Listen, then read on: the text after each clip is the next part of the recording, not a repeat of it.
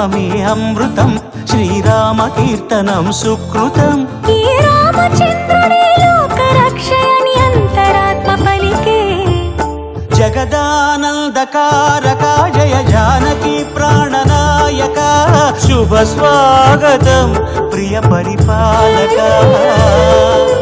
జగదానందకారక జయ జానకి ప్రాణనాయక, శుభ స్వాగతం ప్రియ పరిపాలక.